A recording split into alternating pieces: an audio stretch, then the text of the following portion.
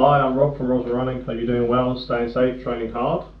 So today we're talking about core and strength workouts.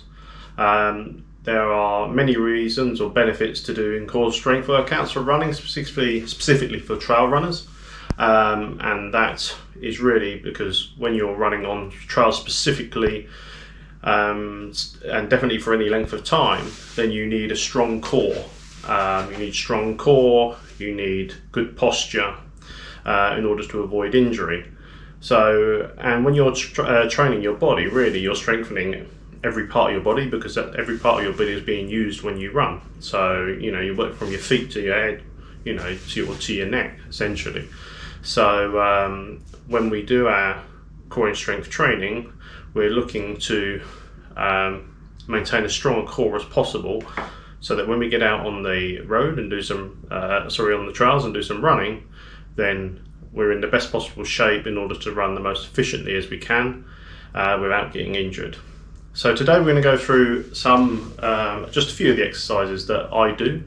And I'd like to start really just by saying I'm not a qualified coach or strength and conditioning trainer, and I would strongly advise that you book some sessions with a strength and conditioning coach, or at least a PT, personal trainer, before attempting any of these exercises. What I'm doing today really is just to give you a flavour of what I do and some of the things that I do in order to strengthen myself. And these are things that work for me, might not necessarily work for you, but they do work for me, and they should give you some ideas. Now, I've been doing strength in training things, even prior to getting involved in running, because I used to be a martial artist, so a lot of the things that I do now lead back to what I was doing then. But yeah, with every sport, those strength and conditioning exercises carry across. But now what I've done is I've just geared them a bit more towards my running, and also because I have specific issues, like most people do, with my body, and I'll come to those issues as we go through the different exercises, and let you know why I do certain things the way I do, and why I don't do other exercises that you might see other runners doing. So yeah, we'll get to those. Now, for these exercises, I don't use a lot of equipment. I don't, sit there with weights, pumping iron, nothing like that. There's maybe 3 or 4 things that I use, and you'll see those as we go through the video. But the first one is stepper. So most people have these. If you haven't got one of them, you could use the steps in your house. You don't have to buy a stepper, or you can go outside and use a step somewhere that you find. The other thing is a resistance band. These are very, very cheap to get hold of. I bought these in a set, and I tend to use the strong one for the exercise that I do. For the stuff on the floor, I use a yoga mat. So it's just a thin one, again, nice and cheap. You can get them in different thicknesses. Always useful. I have a foam roller as well, but we won't be using that today. And lastly, and most importantly, is the gym ball, or medicine ball as it used to be called. This is a 7 kilo medicine ball, but you don't need to use one this heavy. I just use this weight because I've been doing it a long while, so and I think this is a good weight for doing all of the exercises that I need to do when I need a bit of weight in there. But equally, you could use the weight off of a barbell, just like a 5 kilo or 2.5 kilo, whatever, or you can get some free dumbbells, the little small ones. You're not looking to, lift heavy weights essentially, and you might do if you're doing deadlifts and things like that, but we're not going to be doing that today. And my body doesn't respond well to some of that stuff due to some of the issues that I've got. But let's go through the exercises that I do, and then you can hopefully take inspiration from that and then go away and do your own, and look for resources and things like that online to help you research what works well for you. But as I said, go see a personal trainer, go see a strength and conditioning coach, because they will tell you what the best exercises for your body are based upon issues that you may or may not have, old injuries from the past, things like that. And they will help you and guide you to do the correct exercises that are going to work best for you, strengthen the parts of your core or legs and bits and bobs that maybe are weaker than they should be. You know, most people have a strong side, a weak side. You know, there are some bits, but you need to find that out. You need to work that out yourself, and with a coach or a trainer. And I'm not saying do lots and lots and lots of sessions with a trainer or coach. You know, get the knowledge from that coach, that trainer, and then you can go off and find and do exercises, and maybe just go and see them every now and again, just a little bit boost, and a bit of help and guidance as and when you need it. But there are plenty of resources online, and I will link some of those resources that I use in the description below this video. So let's crack on, and we're going to start off with the warm-up.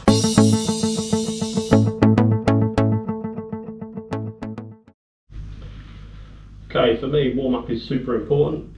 I never start any exercise cold, mainly because I'm getting older now, and if I do that, I tend to pick up injuries, little niggles here and there. So, but it's always important to get warmed up. I've always been taught that through all of my sporting endeavours over the years, whether they've been football, martial arts, or weightlifting. I did as well for a period of time, and now with running. So I use a bike to warm up, just an indoor bike. You may be able to see that there in the background.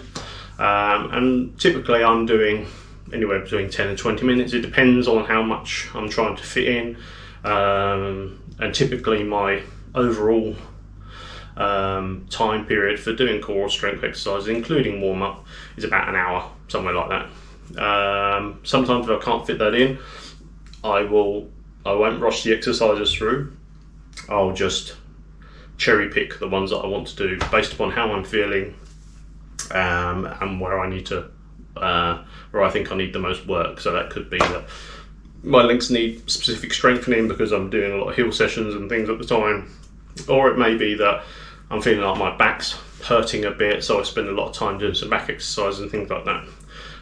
So we'll see, but generally I do an hour in total. So 10 to 20 minutes on the bike just to warm up, and once I've done that, I go through a set of stretching exercises, just dynamic stretching, just to loosen things up a little bit so that it's not too tight when I start going into some of the exercises from the legs and the stomach and the back, etc. So I would always recommend you do that first, warm up, have a little stretch, dynamic stretching, not static stretching, because you could end up pulling something.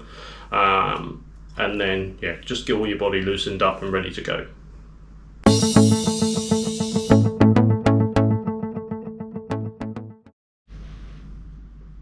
Okay, so now we're warmed up and ready to go. The first exercises that I start with are legs. Don't ask me why I start with legs. I think it's a psychological thing for me.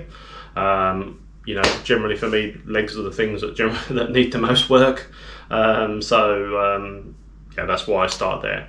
And the first exercise I start with is squats. Now, squats cannot replace hill reps. Hill reps are generally much better for improving your leg strength, especially your quads. But they are a good addition. So I wouldn't start off with anything too strenuous, too heavy, if you've not been doing squats before. I tend to do 2 sets of 20 reps, sometimes a bit more, sometimes a bit less, just depending on how I feel. You know, you could easily build that up to quite a lot more, but I don't see personally the need to do that. I think 2 sets of 20 reps is pretty good, but you could do 3. So please do not take my form as being the correct way to do this. I try to do the best I can when I form on these squats, and throughout all of these exercises actually. That's why I say make sure you see a PT or strength and conditioning coach who can really help you with that. But this works for me, and I get a lot of benefit from doing squats. So like I say, 2 sets of 20 reps, and then we can move on to the next exercise. Okay, then on to the next exercise. So we're now moving on to lateral squats. So the lateral squats, your feet are slightly wider than what they would be with normal squats. With normal squats, your feet are usually just past your shoulder width apart.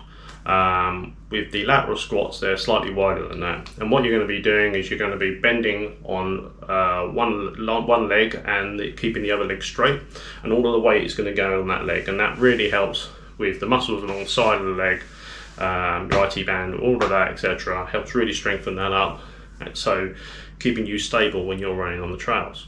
So I tend to do these in sets of 12, 2 sets of 12 for both legs. So do one set, switch to the other leg, and then go back again and repeat. Take it slowly, controlled. Controlled is really important when you're doing this exercise. And yeah, you'll see lots and lots of benefits from doing this one. Okay, next we move on to lunges. I do forward lunges, which means you step forwards with the weight or without a weight, up to you. You step forward with the weight and lunge down. You're bending the foot that you go out with, you're bending the knee, not past the toes. You need to make sure that your knee doesn't go past the toes, but you're bending your knee, and then the back leg bends until the knee is just off the floor. So you don't want it touching the floor, just off the floor, and then you come back, stand up, and move it to the other side. Keep control when you do this one. Don't go too mad, because it is quite easy to pull a muscle. If you've not done this before, I'd suggest you do not start with weight. Just do the lunge movement without some weights, and then when you get comfortable and confident you've done it a few times, then you can add weight after. But this is incredibly good, particularly for hips, things like that. So just make sure when you go down, you maintain your body straight, back up straight, in a nice controlled manner, and then come back up again. So great movement, really good for keeping the body strong when you're running on those trails.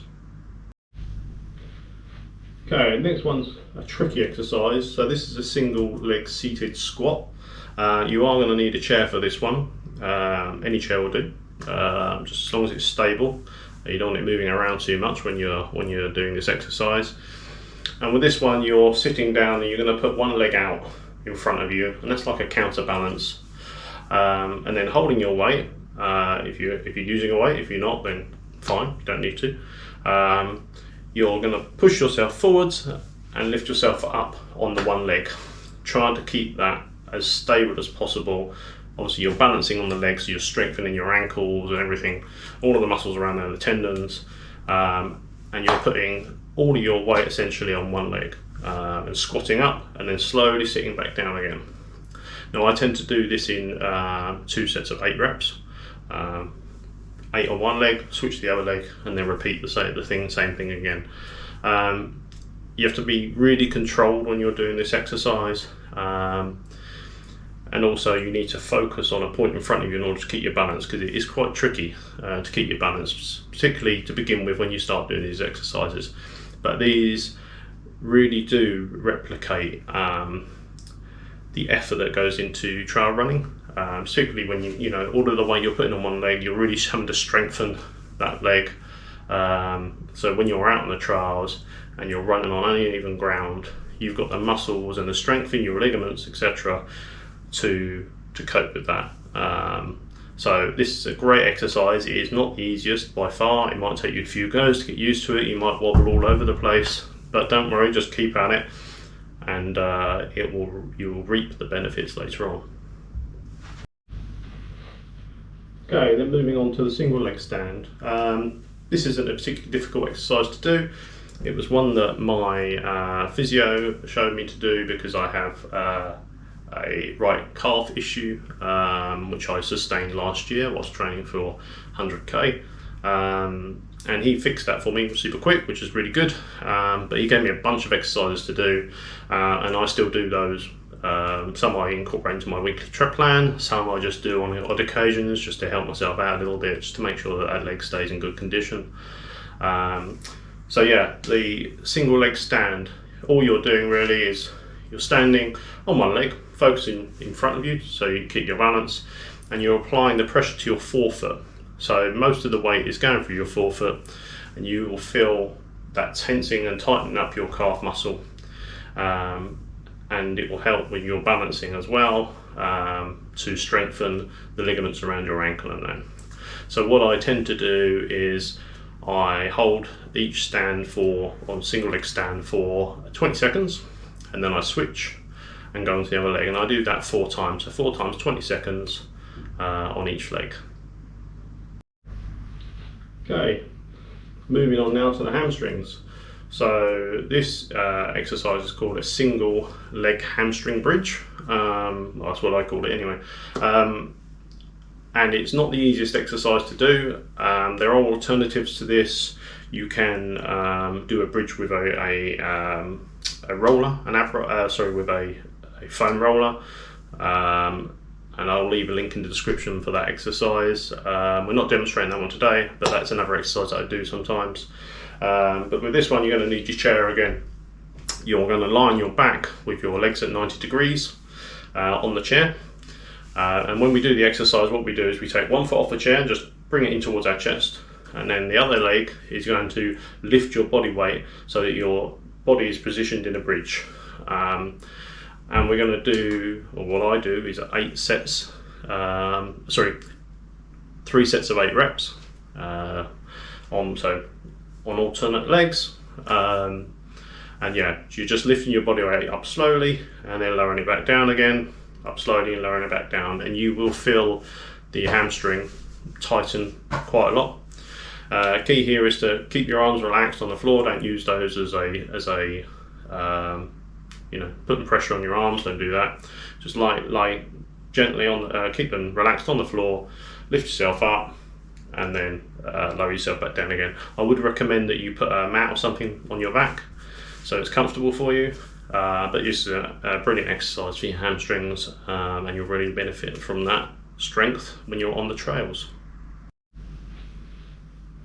Okay, so now we're going to some lighter exercises, not so strenuous, and I'm starting off with 90-90 transitions. Now this is another one that my physio gave to me because it turns out that my lower leg issues stemmed from my hips, particularly my right hip. So I do have a very stiff right hip, and I have to do quite a lot of work on that. And so you will see that the next exercises are geared towards hips and hip movement and flexibility. So 90-90 transitions. You're sitting on the floor with your legs bent at 90 degrees. You'll see that from the video there, and then you're leaning over your front leg, so you're not curving your spine. The idea is to keep your back straight, just gently tilt yourself over your hip, and you will feel the stretch in your hip. The people that are more flexible than me can get right flat over, and yeah, but I can't do that. My body doesn't like it. But basically you're going to do that. You're going to hold the stretch for a period of time. You can count to 20 or whatever you want to do, and then the idea is you flip over to the other side and do the same on the other leg. When you switch your legs from one side to the other, you're trying to do that without using your arms, so to get the strength up there. So you're going to transition across to the left side, to the other side, do the same again, hold for 20, and then go back and do and repeat that. And I tend to do that 3, 4, maybe 5 times. Depends really how stiff you are. You may find that you're flexible enough, and therefore this stretch doesn't do as much for you as it does for me. But for me personally, it can be the difference between either me getting injured or not. So it's quite an important stretch for me. Okay, next exercise up is the banded sidewalk. This is where you need your resistance band, and that resistance band goes over your legs, just above your knees. And what we're going to do is you adopt a squat position, just a slight squat position, not too much, with your legs only a little bit apart, and you maintain that, so you'll feel the stress on your hips. And all we're going to do is walk sideways from one side to the other, maybe 2 or 3, 4 steps one way, then back the other way, and you just keep repeating that.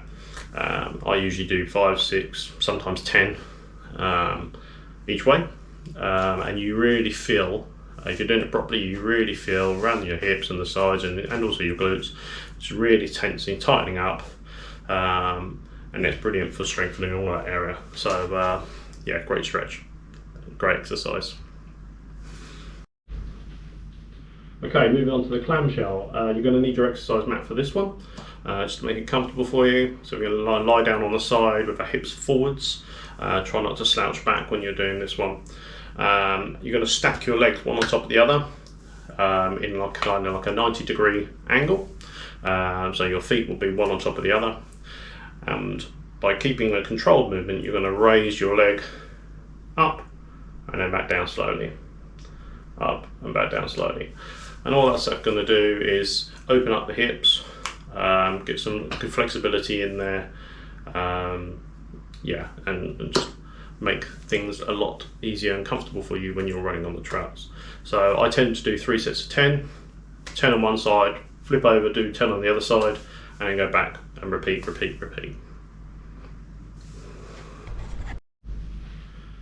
Okay, last one for the hips, I promise you the last one for this video anyway, is the quadruped, easy for me to say, not, hip extension. So quadruped hip extension. So we're going to go on all fours for this one. So I believe in yoga it's called the cat pose.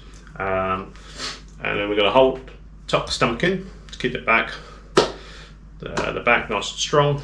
And then we're going to extend the leg out backwards, just in a gentle motion, and then bring that in again so that the knee's alongside the other knee, and then switch legs and push the other leg back out straight, and then slowly, and then just keep repeating that. So I tend to do those in sets of 10 or 12, and 3 per each leg. Okay, so on to the last leg exercise for this video, and this one's specifically for the calves. Again, this came from my physio. I used to spend a lot of time doing calf raises, 3 sets of 10s, things like that. However, calf raises, well, you know, they are good, obviously they strengthen your calves, but they don't represent what you do when you're running. So what we need to do here is, or what we're trying to do here, sorry, is trying to replicate what happens when you toe off when you run. So how the pressure is put on the calf muscle as you push away and you run in that forward motion. So for this you're going to need your step.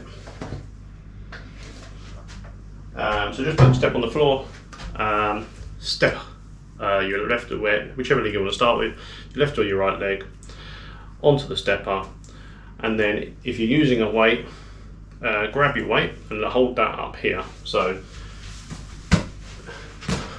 you're holding the gym ball roughly about this height, just against your chest. And all you're going to do with your foot up is just gently push, toe off, and then come back down again. Make it like, you know, move like you're going to toe off and then come back down again. And all that's going to do is work the full length of the calf muscle, and the weight is just adding a little bit of pressure onto that to build that up. If you don't want to use the weight, you don't have to. Just that kind of pushing forward movement is going to help work that calf muscle. And I do 3 sets, 10, so 10 reps, flip the other leg, do the same thing, and then repeat that going forwards. But I found this is great for my calves. It works a lot better than calf raises. It's just having that familiar motion, what you use when you're running. So that's the end of the leg exercises for this video. I will leave links in the description below for additional leg exercises which you can build into your regime. But now onto the arms.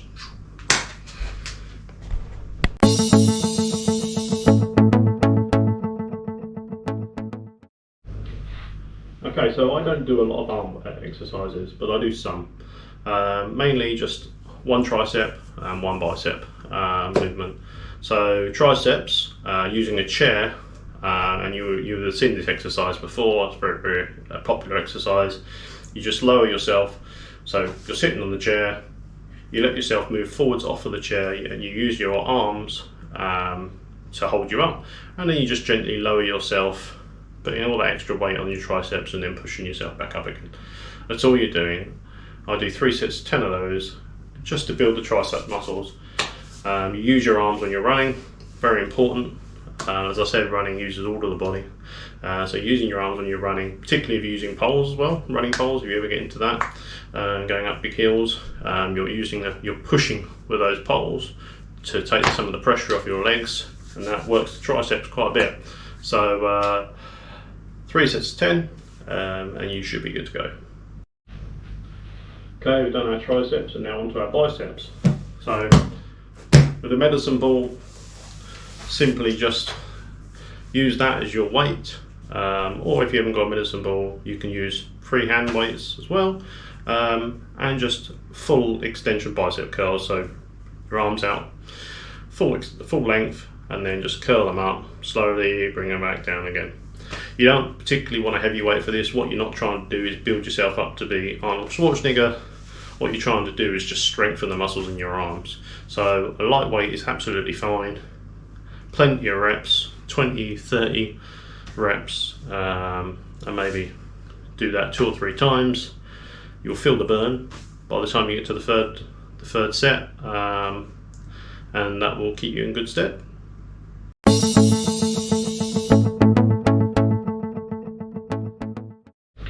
Okay, now on to stomach.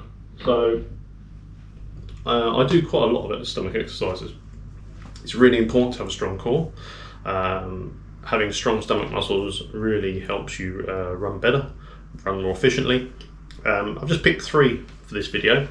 2 sets of crunches and another one which we use the medicine ball for. So let's hit the first one. The first one is a standard crunch with bent legs.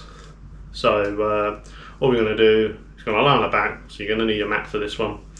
Going to have our legs bent on the floor, and as we come up, we're just going to come up very gently, and then cross the elbows, both knees, and then come back down again. And I do tend to do that 30 times.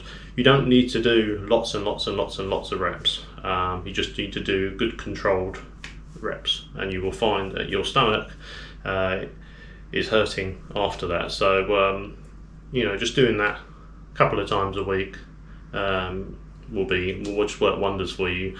You know, you don't need a six-pack when you're running. I don't have one for sure, and I never have. You know, even when I was doing these exercises for martial arts, you just need a strong core, and whether that's, if you're lucky enough to have a six-pack or not, is kind of irrelevant. Just need a strong core to help you with your running efficiency. So yeah, 30 reps, you're good to go. Okay, second one, very similar exercise to the first, except this time you have your legs straight up in the air, or as straight as you can get them. This one's a bit more tricky, a bit harder to do, but you're gonna keep your arms behind your head just to keep your neck straight. Don't do that, try not to crunch your neck in. And then as you lift up, you're just gonna try and bring yourself as close to your legs as you can. And you'll really see the benefit of that stretch, that exercise. Really good for the abs there. So do that again. This time I do 3 sets 20, no more than that. You might even need to do that much, maybe 1 or 2 sets 20. Start off easy, don't go mad, otherwise you'll find you have a very sore stomach in the next morning. Okay, and the last exercise now is what we call Russian twists. You may have seen this one before. Certainly if you go to the gym, you'll see plenty of people in there doing that. All we're going to do is sit on the floor. We're going to lift our legs. We're going to come up with our back, so we're kind of like 45-degree angle. Same with our legs, so almost like you're balancing on your bum with your legs crossed. And then with a medicine ball or a weight, doesn't matter, either or, I'm just going to pass the weight from side to side and just twist the body. Really good for working that whole area around there to keep you nice and strong.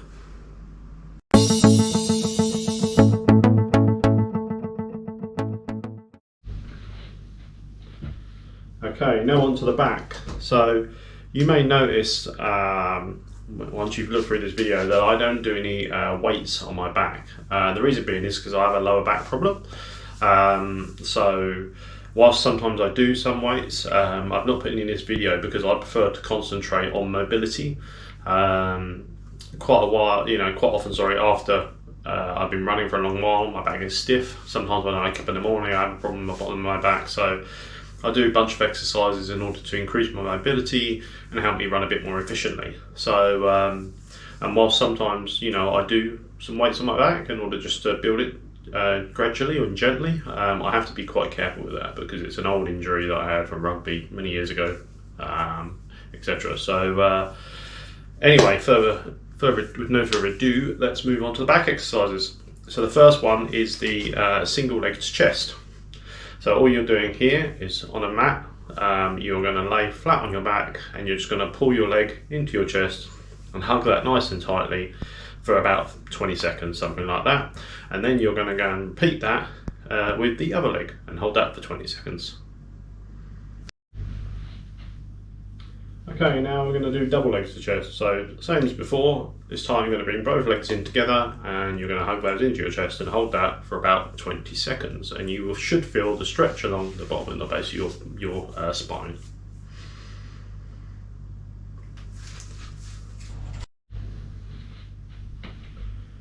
Okay, now with your legs up in the raised position, so just put them on the floor with your legs bent. We're going to do some spinal twists. So start with, you go to the left, so your knees both together, they're stacked, you push them over to the side, the opposite arm goes out to the right hand side, so if your legs are going left, your other arm, your arm is going out right, and then you're just looking over across to the arm that's outstretched. You should see and feel a really good twist right the way down the side there around the spine as well. Hold that for about 20 seconds and then reverse it and do the same. I usually do 2 sets of these, so twice on each side. Okay, next we go into hip raises or a bridge. So this is great for the base of your back. It's also very, very good for strengthening your glutes. So just lay on your back with your knees bent, and then you raise your hips off the floor until you're in a parallel level position, as you see in the video, and then you lower that again. When you're up and you're in that raised position, just hold it there for maybe 15-20 seconds, and then gently lower it down and do that again. I usually do about 3 sets of these. Okay, then we move on to the last of the back exercises, and that is one of my favourite actually. It just feels so good. Sometimes I'm there and I want to fall asleep, but I'm so relaxed in this particular exercise. To start with, you're going to go on all fours. In yoga they call that the cat pose, and then you're going to sink back onto your knees and stretch your arms out front. So you're going to be going to a child pose.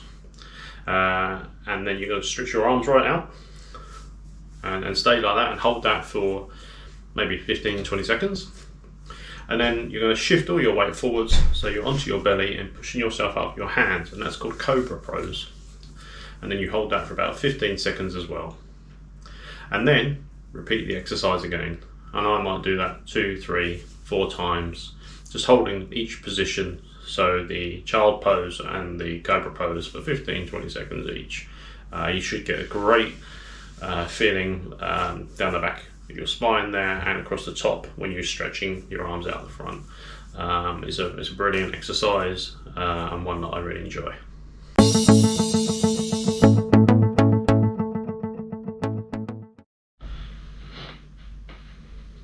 Okay, so that's the main bulk of the exercises done. I like to finish off with some stretching, just some light stretching, nothing too major. So the first one of those stretches would be for the hamstrings, and all we're doing here is sitting on the floor with your legs out in front of you, slight bend in the knee. You shouldn't have your legs straight because that puts pressure on the tendon behind the knee.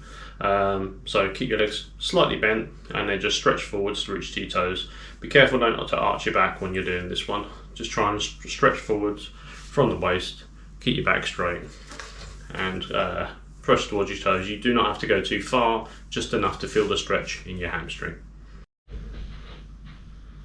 Okay, next is single leg head to knee.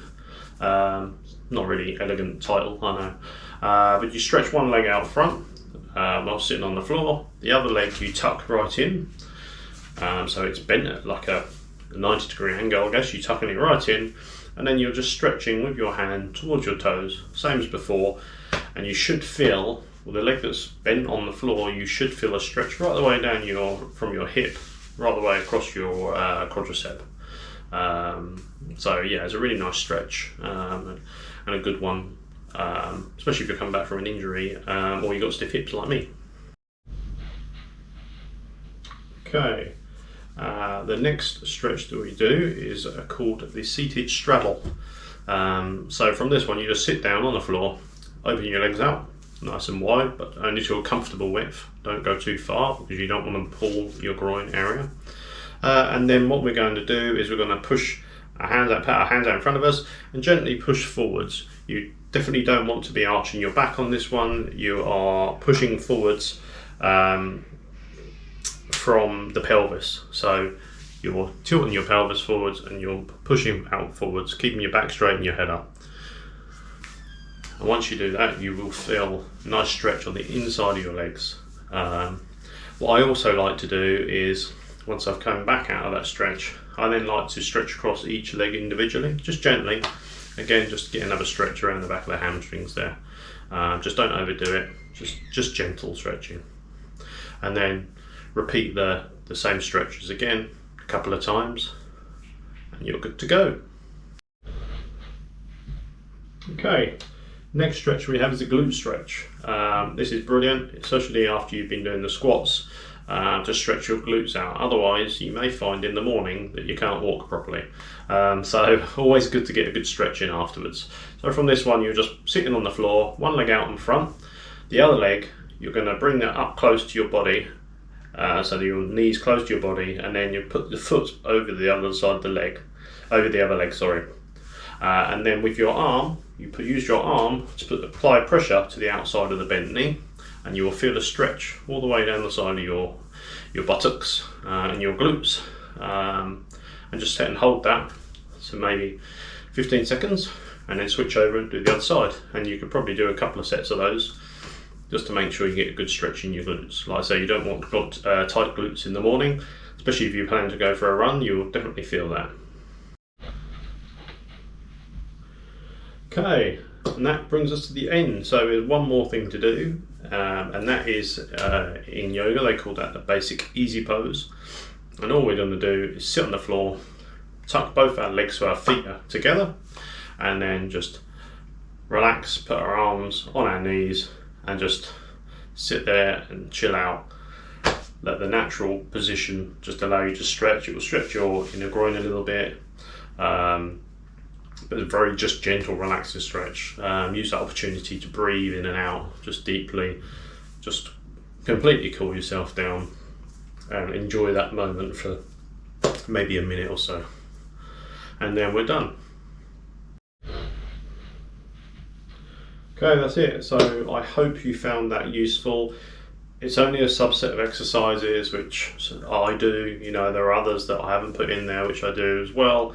And I will leave links in the description below to several of those exercises and material that you can use as well. But as I said at the start, really important that you do those exercise moves correctly so you don't injure yourself.